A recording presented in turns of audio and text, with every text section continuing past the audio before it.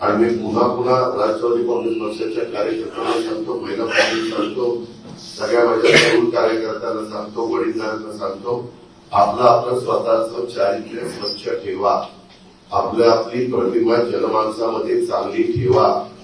चुकीच्या प्रवृत्तीची लोक आपल्या आजूबाजूला अजिबात राहता कामा नये.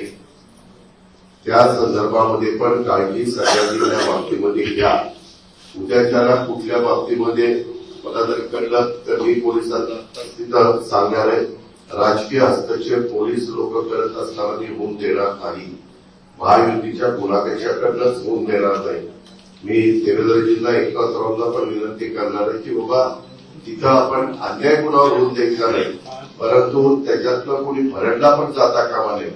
पण जो तुमच्या माझ्या जवळचा असेल तो चुकीचं वागत असेल आणि हे तव्याचे 9 दिवस नाही, हे सातत्य पुढे राहिलं पाहिजे.